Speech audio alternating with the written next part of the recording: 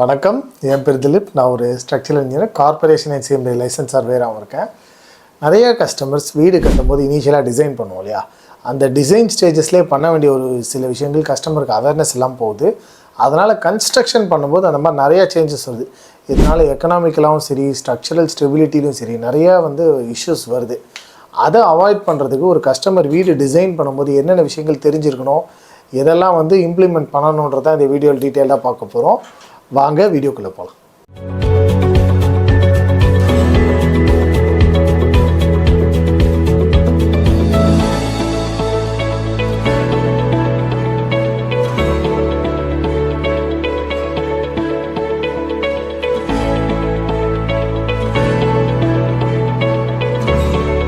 First floor plan, room sizes.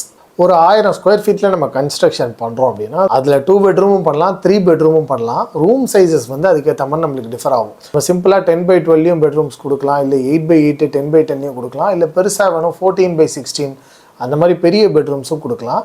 நம்ம வீட்டில் என்னென்ன ஹவுஸ் ஹோல்டு ஐட்டம்ஸ் இருக்குது, அதுக்கு ரூம் சைஸஸ்லாம் என்னென்ன தேவைப்படும், அதெல்லாம் நம்ம பிளான் பண்ணி பண்ணால் கொஞ்சம் நல்லாயிருக்கும். இன்னொன்று கார் பார்க்கிங். நிறையா கஸ்டமர்ஸ் கட்டும்போது கார் பார்க்கிங் பார்த்திங்கன்னா 8x10 10x12 10x14 இப்படிலாம் போட்டுருவாங்க. போட்டுட்டு கடைசியில் பெரிய கார், இனோவா காரு, எஸ்யூவி கார்லாம் நிற்காதுன்றது அதுக்கப்புறமா தான் அவங்களுக்கு தெரியும். அதுக்கப்புறம் நம்ம அதை மாடிஃபை பண்ணுறோன்னா வால் சைஸஸ்லாம் மாற்றும் போது காலம் வெளியே எக்ஸ்போஸ்டாக தெரியும், பில்டிங் ரொம்ப ஆடாகவே வந்துடும், வாலுக்கு ஸ்டெபிலிட்டி இல்லாமல் போகும். இந்த மாதிரி நிறையா ஸ்ட்ரக்சரல் இஷ்யூஸ் வரதுக்கும் வாய்ப்பு இருக்குது. So next point elevation.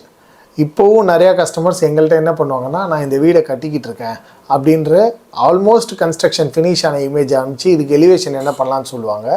அந்த மாதிரி கண்டிப்பாக பண்ணவே கூடாது. அப்படி பண்ணால் என்ன ஆகும்னா, நம்மளுக்கு காஸ்ட் வைஸ் ரொம்பவே அதிகமாகும். இன்னொன்று, நம்ம எதிர்பார்க்குற எலிவேஷன் அங்கே வராது. ஏன்னா நீங்கள் ஒரு எலிவேஷன் பார்த்துருப்பீங்க, பிடிச்சிருந்துருக்கும், அதில் விண்டோ சைஸ் ஒரு மாதிரி இருக்கும், பால்கனியோட சைஸ் ஒரு மாதிரி இருக்கும். அது எல்லாமே இப்போ நம்ம அதில் கொண்டு வர முடியாது. ஜஸ்ட்டு ஃப்ரண்ட்டு டிசைன் மட்டும்தான் கொண்டு வர முடியுமே தவிர அந்த ஒரு எலிவேஷனுக்கு உண்டான ப்ரீமியம் லுக்கை கண்டிப்பாக கொண்டு வர முடியாது.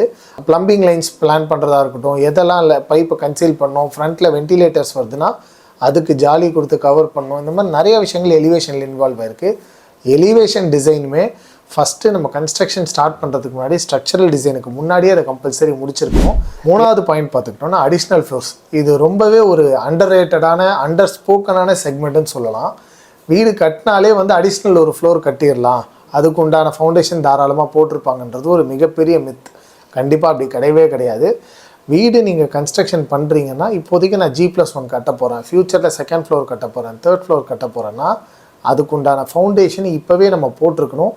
அந்த ஸ்ட்ரக்சரல் டிசைனை கம்பல்சரி நம்ம பண்ணியிருக்கணும். இல்லை நம்ம போகிற போக்கில் ஃப்ளோர்ஸ் எக்ஸ்டெண்ட் பண்ணிட்டே போனோம்னா கண்டிப்பாக ஸ்ட்ரக்சரல் ஸ்டெபிலிட்டிக்கு இஷ்யூஸ் வரும். 4th point, stair case planning.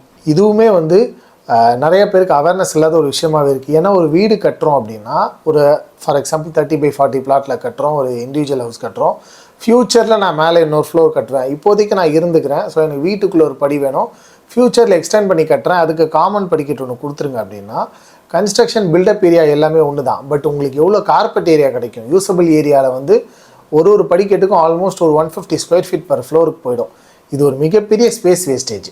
அதே மாதிரி ஸ்டேர் கேஸ் டிசைன் பண்ணும்போது என்ன மாதிரி ஸ்டேர் கேஸ்ன்றதை முடிவு பண்ணிக்கணும். நம்ம நார்மல் ஸ்டேர் கேஸாக டிசைன் பண்ணிவிட்டு அதுக்கப்புறம் அதை ஃப்ளோட்டிங் ஸ்டேர் கேஸாக பண்ண போகிறோம், செயின் ஸ்டேர் கேஸாக பண்ண போகிறோம், அந்த மாதிரி விஷயங்கள் மாற்றணும்னா அதுலேயும் ஒரு சில காம்ப்ளிகேஷன்ஸ் கண்டிப்பாக வரும். அதே மாதிரி கன்ஸ்ட்ரக்ஷன் பண்ணிகிட்டு இருக்கும்போது நிறைய கஸ்டமர் சீலிங் ஹைட்டை ஏற்றுவாங்க. அந்த சீலிங் ஹைட்டை ஏற்றும் போது ஸ்டேர் கேஸோட டிசைனுமே மாறும். ஸ்டேர் கேஸ் அதிகமாக வரும்போதும் அந்த மாதிரி ஸ்டேர் கேஸ் ரிலேட்டட் இஷ்யூஸும் வரும். ஸோ இது எல்லாத்தையுமே நீங்கள் ஃப்ளோர் பிளான் டிசைன் பண்ணும்போது கண்டிப்பாக மறக்காமல் ஃபைனலைஸ் பண்ணிடுங்க. 5வது பாயிண்ட், ஸ்லாப் எக்ஸ்டென்ஷன். நிறைய கஸ்டமர்ஸ் வீடு கட்டும்போது எலிவேஷனில் பார்த்ததுக்கும் நேரில் பார்க்குறதுக்கும் எனக்கு கொஞ்சம் டிஃப்ரென்ஸ் இருக்குது, ஸ்லாபை இன்னும் கொஞ்சம் வெளியே எக்ஸ்டெண்ட் பண்ணி போடுங்க, பால்கனி சின்னதாகிடுச்சு, அதான் இவ்வளோ இடம் காலியாக இருக்கே, அதை எக்ஸ்டெண்ட் பண்ணி போடுங்கன்னு சொல்லுவாங்க. பட் இது எல்லாத்தையுமே நம்ம ஸ்ட்ரக்சரல் டிசைனில் ஏற்கனவே அகாமடேட் பண்ணியிருக்கணும். இல்லைனா ஸ்ட்ரக்சரல் ஸ்டெபிலிட்டிலையும் நிறைய டிஃபெக்ட்ஸ் வர வாய்ப்பு இருக்குது. ஏன்னா ஸ்லாப் எக்ஸ்டென்ஷன் வெளியே தள்ள அதுக்குண்டான லோட் கால்குலேஷன் இவங்க பண்ணியிருக்காங்களான்றதையும் நம்ம ஃபேக்டர் பண்ணணும். 6வது பாயிண்ட், சங்கன் ஃப்ளோரிங். இதுவும் நிறைய கஸ்டமர்ஸ் கட்டி முடித்ததுக்கப்புறம், எப்போனா ஸ்லாபு போட்டதுக்கப்புறம் கூட அவங்களுக்கு தெரியாது, ஒரு பாத்ரூமாக கட்டி முடித்ததுக்கப்புறம் ஏன் 6 இன்ச் ஹைட் ஏற்றுறீங்க, ஃப்ளாட்டாக தரையாக இருக்கலாமே அப்படின்னு கேட்பாங்க. அந்த ஸ்டேஜில் அதை நம்மளால் மாற்றவே முடியாது. ஸோ இதை தெளிவாக டிசைன் பண்ணும்போதே சங்கன் ஃப்ளோரிங் வேணுமா, எனக்கு பாத்ரூம் சேம் லெவலில் இருக்கணுமா, இல்லை கொஞ்சம் அதிகமாக இருக்கணுமா, இல்லை இறங்கி இருக்கணுமா, இந்த டிஸ்கஷனை வந்து ஃப்ளோர் பிளான் அப்போவே பண்ணிக்கிறது ரொம்பவே நல்லது. ஸோ அப்போ தான் ஸ்ட்ரக்சரல் டிசைனில் இது இன்கார்பரேட் பண்ண முடியும். இவ்வளோ நேரம் இந்த வீடியோ பார்த்துட்டு இருந்தீங்கன்னா பிடிச்சிருந்துருக்கும்னு நினைக்கிறேன். நீங்கள் வீடு கட்டுறீங்க இல்லை உங்கள் ஃப்ரெண்ட்ஸ் யாராவது வீடு கட்டுறாங்க அப்படின்னா கண்டிப்பாக அந்த வீடியோ ஷேர் பண்ணுங்கள், உங்களுக்கு யூஸ்ஃபுல்லாக இருக்கும். இதே மாதிரி தொடர்ந்து நிறைய இன்ஃபர்மேஷன் நாங்கள் போடுறோம். உங்கள் சேனலை பாருங்கள், மறக்காமல் சர்ப்ரைஸ் பண்ணுங்கள். நன்றி, வணக்கம்.